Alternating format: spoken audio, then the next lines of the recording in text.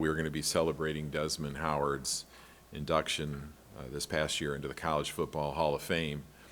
Desmond particularly chose this game, Notre Dame being the opponent that was here in Michigan Stadium when the famous catch took place, and the first night game, and the fact that we were able to get College game day here has been a terrific thing to bring Desmond into the celebration, and he will be on the field and we'll celebrate the College Football Hall of Fame, and there'll be other special presentations as part of that.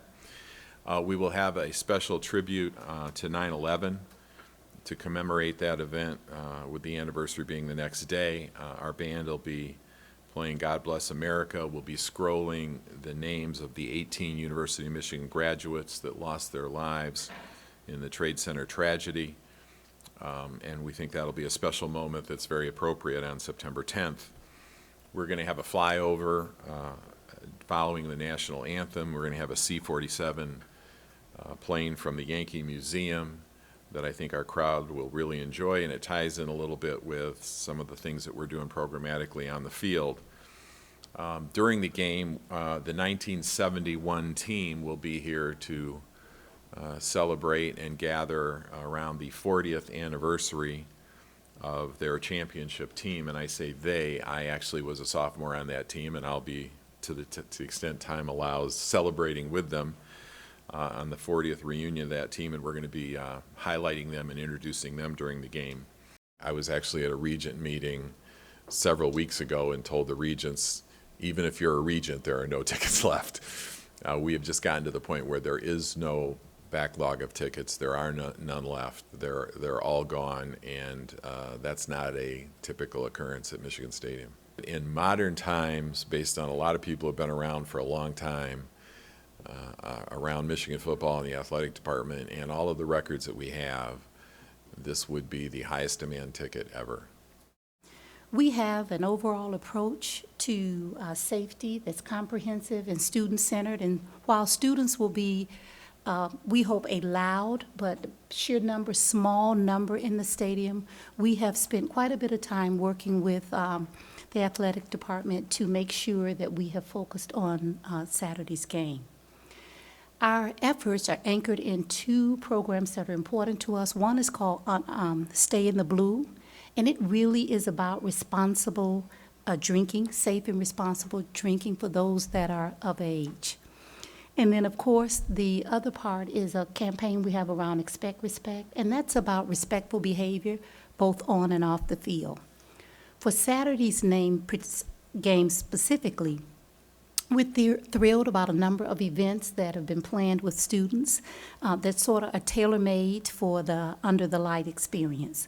One is on Saturday, we're going to have a Brady brunch, little playoff on the naming, and our coach will be there and spend some time with our students. And then later on that day, our student government, the Michigan Student Assembly, will have a tailgate at L. Bell Field to sort of get students ready and pumped up to go into the game. And then, of course, we will have any number of post-game activities. And while for you and I, 11 or 12 may seem late, it's really just the beginning of the night for our students. So we've planned quite a few post-game activities for them to, again, ensure that it's a good experience for them. We're working very closely with our partners, our local law enforcement, and our federal partners for the game for preparations. And our hope for this is basically that we'll have great fan behavior and we'll be bored as cops here. We really hope that does happen.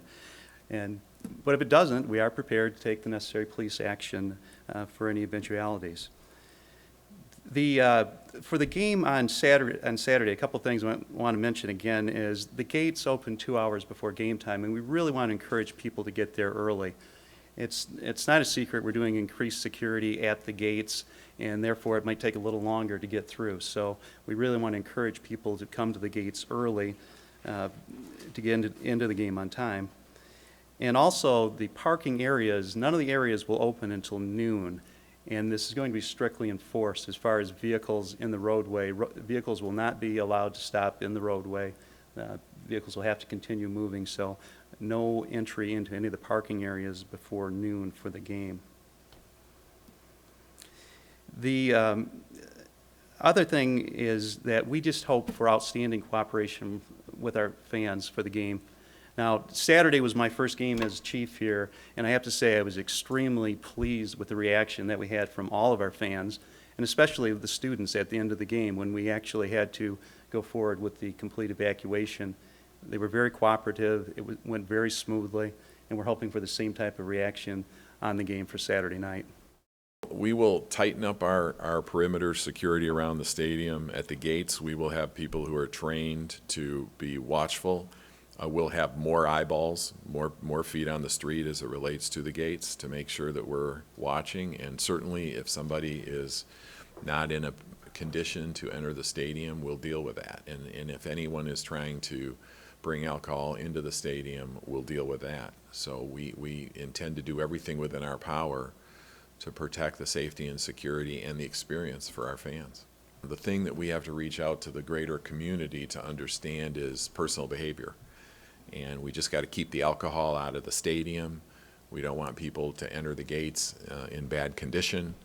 We want this to be a healthy, happy experience for everybody involved. And we're working on our student body, as Royster said, but make no mistake about it.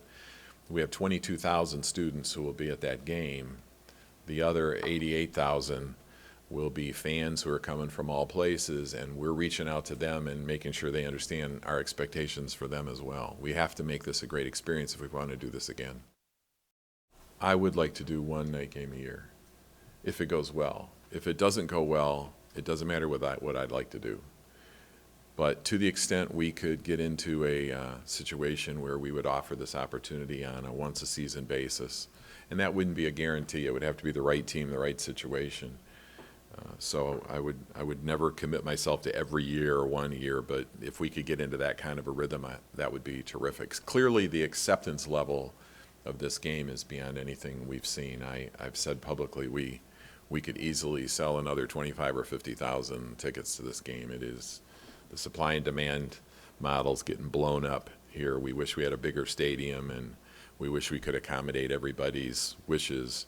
And that's not just seats in the stadium, but it's parking, it's everything that people want. We are just at the end of our rope, and we have nothing left. The place is just going to be jammed. We'll find out how many people Michigan Stadium holds on Saturday.